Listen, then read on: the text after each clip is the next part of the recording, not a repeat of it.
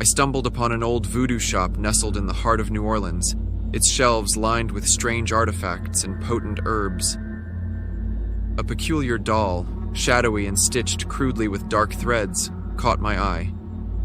Its glassy eyes seemed to pierce through me, compelling me to purchase it against my better judgment. The shopkeeper, a wizened old woman with a knowing smirk, warned me, "Treat it well, or suffer the consequences." I laughed it off, a decision I would soon regret. That night I placed the doll on my bedside table, its gaze unsettling in the moonlight. I dreamt of shadowy figures and whispered chants that felt all too real, waking up to find the doll's position slightly altered, its face now turned towards me. Over the following days, a series of misfortunes befell me: accidents, lost love, and a persistent shadow that lurked at the edge of my vision. The doll's presence grew oppressive, its eyes following me, a silent witness to my unraveling life. In desperation, I returned to the voodoo shop, only to find it vanished, as if it had never existed. The realization dawned on me then. The doll was not just an artifact, it was a vessel, a keeper of curses meant for those foolish enough to scoff at the powers beyond their understanding. I was now bound to the shadow doll, its curse intertwining with my fate, a reminder of the price of my skepticism. My life has since become a puzzle of trying to appease it, each day a gamble against the shadows that seek to claim me entirely. Mona Dare, I ventured into the swamps at the edge of town, where it was rumored a voodoo priestess practiced her dark arts away from prying eyes.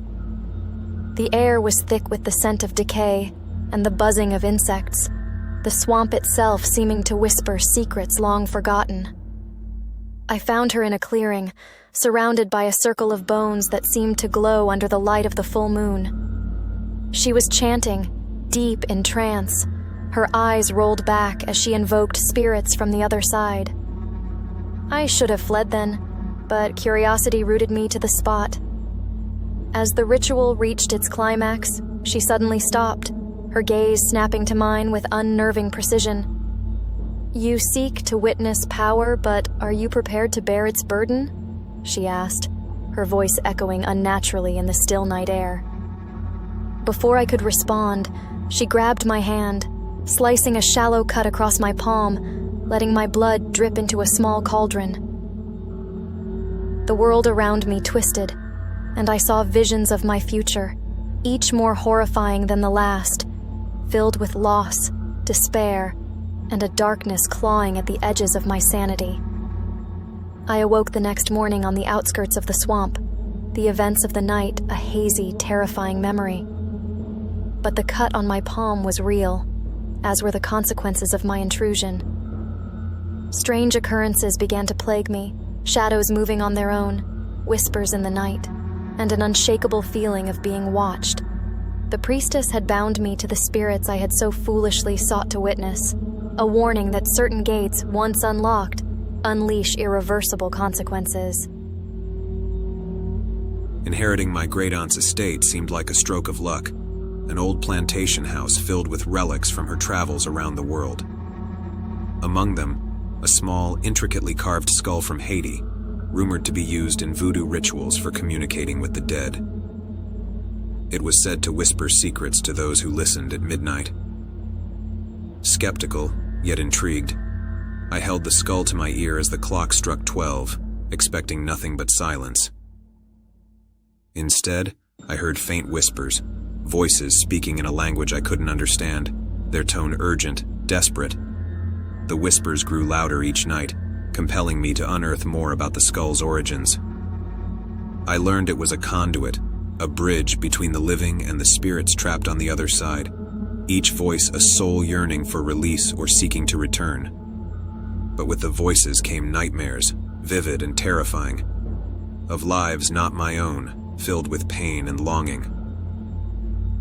The skull's whispers began to seep into my waking hours, an incessant murmur that I could not escape.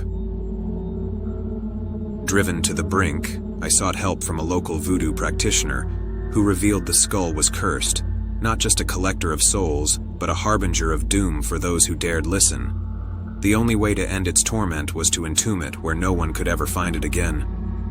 But the curse was clever, twisting my path, leading me deeper into darkness, away from any hope of salvation. The more I learned of the skull, the more its whispers consumed me, not just at night, but in every silent moment, eroding my sanity.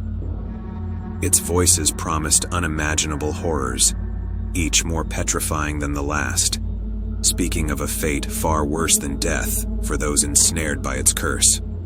I realized too late that the skull did not just bridge the world of the living and the dead.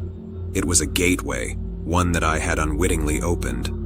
In my final attempt to rid myself of the curse, I found myself in the heart of an ancient cemetery, the skull's whispers guiding me to its chosen resting place. As I buried it, the ground shook, and hands, skeletal and decrepit, emerged, pulling me down into the earth. The last thing I heard was the triumphant chorus of whispers, not fading away but growing louder, celebrating their new captive.